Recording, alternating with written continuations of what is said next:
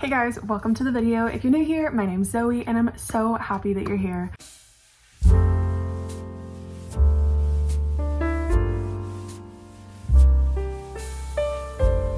It is currently snowing outside quite a bit. We probably have like 4 to 5 inches right now. And I feel like a little kid because it never snows where I live. And this is like the 4th or 5th time in the past 2 weeks, which is absolutely insane. Like that's never ever happened before. So I am enjoying every second of it, but I did want to take a minute to make this video and go through all the books that I read in February because I feel like I had a really good reading month and I just wanted to talk about all the books that I read and really enjoyed. So let's just get into it. So the first book that I read in February was actually completely unexpected because on NetGalley you can like wish for books when they're no longer available or before they're available as ARCs. And I had wished for Practice Makes Perfect by Sarah Adams and my wish got granted and I started it literally within 20 minutes of getting the book because I was so excited. So this is the second book after When in Rome and it follows Noah's sister Annie and it was absolutely amazing. Definitely my favorite book I've read so far this year. I gave it 5 stars and I would give it more if I could. This book was so cute. I've never related to a book character more, or any character honestly, than I did with Annie. I felt like we were like the same person and I feel like that really helped me connect a lot to the story. I really loved her and Will. It's like a bodyguard romance. So Will is a bodyguard for Amelia from When in Rome and he's in town and then Annie ends up connecting with him and then they fall in love. But it was so stinking cute. I loved every second of it. Genuinely, I cannot say enough good things about it. I just loved it so much. 5 out of 5. Please read it when it comes out in May. Next, I finally did it, guys. I read The 7 Husbands of Evelyn Hugo and I'm so happy that I did. This book was incredible. Solid 5 stars. 2 books in a row that are like now 2 of my favorite books of all time, genuinely. Practice Makes Perfect and this book are just some of my favorite things I've ever read. I was completely obsessed with this book. I loved the characters, I loved the storytelling, I loved the like interview in the book. The twists all got me. I have never sobbed so hard over anything in my life. This book had me absolutely bawling my eyes out at 2 in the morning. I just loved it so much and I'm honestly so sad that I waited so long to read it. Definitely 5 stars. And then I read the Heartstopper Yearbook by Alice Oseman. This is kind of just like a little companion to the Heartstopper series, which I am a humongous fan of. So I knew I wanted to read this and just get to know a little bit more about the characters. There's some extra comics in there, some extra drawings. She also put in some tutorials on how to draw some characters. So I thought this was really fun. I sat there and read it in like 30 minutes and I just had a really good time. I don't think it's the sort of thing to really like rate if you're looking for something to go with the Heartstopper series. If you're like wanting more, this is perfect. And then I read another Alice Oseman book. I read Loveless, which I have wanted to read for the longest time. And oh my goodness, it was so special. I tabbed it a lot. You might be able to see. I feel like I tabbed the entire book. I had a lot of thoughts and feelings about this book. All of them just incredibly good. This was 5 stars. I love it. It's another favorite. I could not get enough of it. You don't see much asexual or aromantic representation in any media, so I thought this was really eye-opening and I feel like it's a very good thing to have for people who identify as that. It was a really beautiful story about friendship and not feeling alone. It was also just a coming of age story, living in college, university, I guess, but I just had the best time. This was really special and I definitely recommend picking it up. Then I read 5 Survive by Holly Jackson. This was good. It definitely was not up to like a Good Girl's Guide to Murder standards in my opinion, but I did enjoy it. It definitely felt like a mix between No Exit and 5 Total Strangers, if you've read either of those. But for me, I love No Exit and I did not love 5 Total Strangers. So this one kind of fell in the middle between those two for me. But I did think it was fun because you had a very unreliable narrator. It follows these 6 people who are going on spring break and they're in an RV and then it breaks down. And it turns out that they were actually set up because one of them has a secret. And there are these people who want to kill the person with the secret and they're like trapped in the RV until one of them is willing to come forward and show themselves. But I feel like it was very predictable for me. I knew who the mole was from very early on and I feel like that was a little bit of a letdown because it wasn't as much suspense as it could have been otherwise. But it was still a good story. I enjoyed it. I gave it 3.5 stars, so not amazing, but also not the worst book I've ever read. I feel like I'm really all over the place right now. I think I just have too much energy, so I'm talking a lot, but we're just gonna continue on. Next, I read Red, White, and Royal Blue, finally. I've had it on my bookshelf for years, and I finally read it, and I absolutely loved it. I loved Alex and Henry's relationship. I just thought they were so cute right from the beginning, even before it was like romantic. I thought they were such cute friends in the beginning when they first started kind of getting to know each other better. I loved when their relationship was exposed to the world, how Alex's mom, even though she's the president and needed to like protect her image, cared more about him than anything else, and she like put family first. I thought that was so sweet. I just really loved all of the relationships and the dynamics with the family in this book. And I just adored it. I was really worried that it was going to feel too long because it's like 400 pages, but it actually didn't. I flew through it. I gave it 4.5 stars only because I feel like at times the politics got a little bit boring for me. But other than that, I loved this book so much. I can totally understand why it's so popular, and I can't wait for the movie. Then I read my Valentine's Day pick. I read Funny You Should Ask by Alyssa Sussman.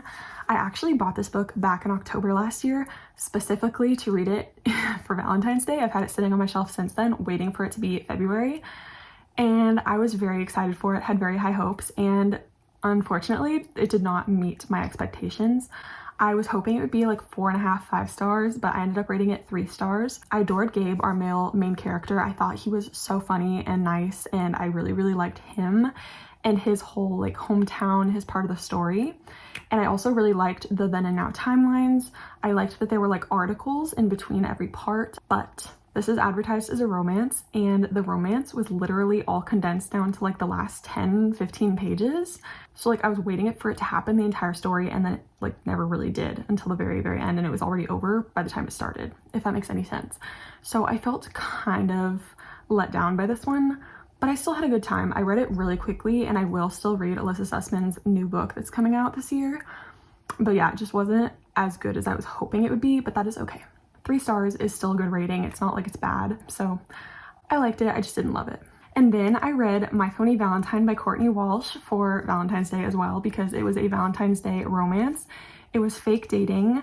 It's also a sports romance. It was a hockey romance, and this is my first sports romance, and I learned that apparently I am a big sports romance fan because I ate that up. I thought it was so good.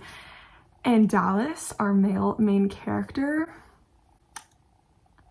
obsessed. Absolutely obsessed with him. He was so freaking cute. I could not get enough of him. I would read so many more books just following this couple because of Dallas. He was so cute. One of my favorite book boyfriends ever. I literally adore him so much. I thought the fake dating was done really well. I really liked our characters. It was in this small town. It was really cute. They had like this Valentine's Day celebration, and I thought it was really fun for the holiday. And you don't see many books that center around Valentine's Day, so I really liked that. I thought it was really fun, and I would definitely recommend it. I gave it 4 stars. It was super cute. Next, I read The Friend Zone by Abby Jimenez. So I was really excited because I read Part of Your World last year, and I was obsessed with that book. But this one, I definitely had some different feelings about. I went into it kind of blind, and basically it ended up being about Kristen and Josh, who meet at a gas station and then end up running into each other again because they run in the same circles, and they end up kind of forming a relationship over time. There's all this other stuff, but obviously it's a romance. But Kristen can't have children, so it kind of complicates things for them a little bit.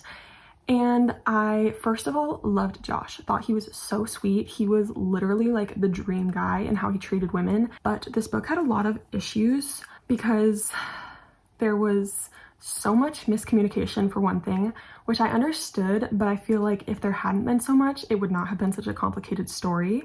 Then there was a seemingly completely unnecessary character death, which I learned later on was actually necessary for the second book because the author actually wrote the second book first, but I was not expecting it, and I thought it was completely unnecessary at the time. So that was very upsetting. And then I feel like mental health in it, there was some OCD representation, but I wasn't a big fan of how it was handled. I felt like it really came out of nowhere, and it wasn't really represented in a very good way. And then finally, the very end, I don't want to talk about it because I don't want to spoil it, but the end made me so frustrated because I feel like the whole conflict in the whole book was pointless because of how the story ended. So I had quite a few issues with this book, and I was really upset about it because I was really hoping to love it. but I only ended up giving it 2 stars. But then I read The Happy Ever After playlist, also by Abby Jimenez. This is the second book after that one. This one definitely redeemed Abby Jimenez as a good author for me. I loved this book. This one I gave 4 stars. This one followed Sloane, Kristen's best friend, and Jason, who is a touring musician, and they meet because Sloane rescues Jason's dog while he's out of town doing some music stuff, and they end up texting back and forth and then eventually meeting and falling in love. And it was so cute. I loved their relationship so much. And this one was really fun because I love celebrity romances when one of them is a celebrity and one of them is not. There were dogs, which I always love a story with dogs in it. There was a bunch of celebrity drama, which was so fun to read about. There was tour life, and it was all around. It was just a really good romance, which I thought was great. Again, really redeemed herself with this one, the author did. And yeah, 4 stars. I really love this one. If you're gonna read either of those books, I would definitely recommend the Happy Ever After playlist. And then the third one, Life's Too Short, I've heard is even better, so I'm excited to hopefully read that one really soon. Then I read an arc, Begin Again by Emma Lord. This one, this is the author of Tweet Cute, which I was not a huge fan of, but I had high hopes for this book because it just sounded like it was going to be a more interesting story for me, which it definitely was. But this one only got 3 stars from me, I think because of how long it took me to read it. This one ended up taking me over a month to read, so I felt like I really had a hard time connecting with the characters. I thought this one was still really cute. It follows Andy, who transfers to a college to be with her boyfriend, but he unknowingly transfers to her college, so they end up still being apart. And this college that she transferred to is actually the one that her mom went to, who has passed away. And so she's able to feel really connected to her mom and kind of carry on her mom's legacy at the school. And along the way, she makes some really great friends, and it's kind of just like a coming of age story. I didn't go to college, so it was kind of fun for me because I felt like I was living like my college life vicariously through this book. I had a good time. I gave it 3 stars, but honestly, I think it could have been higher if I'd read it more quickly. Then I did a buddy read. I read A Darker Shade of Magic by V.E. Schwab. This book was so good. I flew through it. We were just like obsessing over the characters and the worlds. It's basically this fantasy that follows these magicians in parallel versions of London. I just started reading the second one and I'm obsessed with it just as much, but the characters are so great. The story is just so fun and you literally cannot put the book down.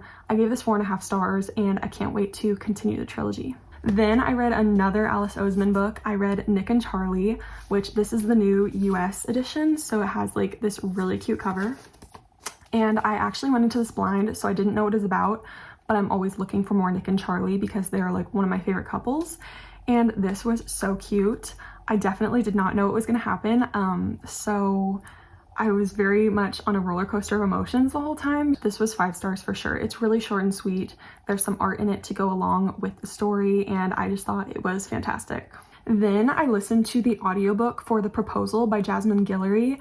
This was my first book by this author. Basically, I go on really long runs because I'm training for a half marathon, and I listen to audiobooks on the runs because it makes them pass more quickly. And this one I started and I only continued it because by the time I was done with one run, I was so far into it that I just like figured I should finish it.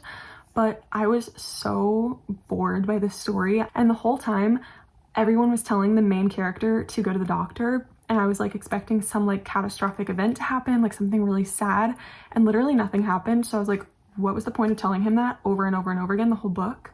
Which like, that's fine. I wasn't looking for a sad book, but like I just didn't get the point.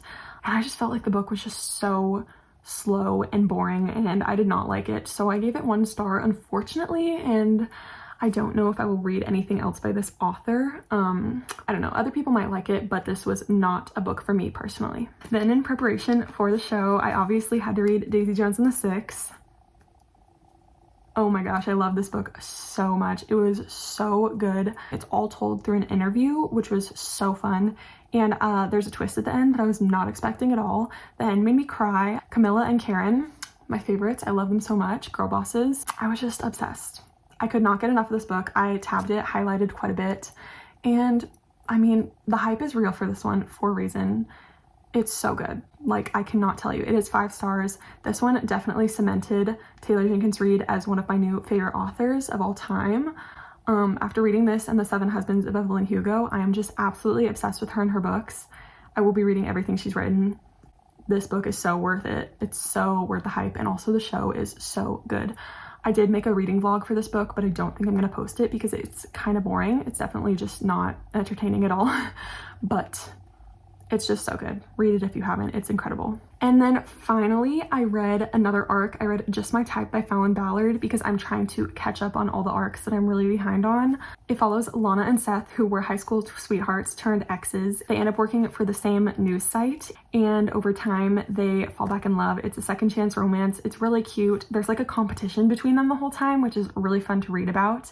And I loved just watching them slowly warm back up to each other and fall for each other. The end was so adorable. I loved it so much. And I just thought Lana and Seth were like perfect for each other. They were such a cute couple and I loved reading their story. So that one got 4 stars from me. So now that I've rambled for forever, those were the 16 books that I read in February. I feel like it was a pretty good reading month. The majority of the books that I read were like 5 or 4 stars and I really loved a lot of them. A lot of them turned into favorites for me, so I think that's great. But yeah, I just wanted to talk about all of them, tell you guys what I thought of each book. And if you've read any of these or want to talk about anything, feel free to comment below, or my socials will be linked below as always. And yeah, I hope you enjoyed the video and I will see you in the next one.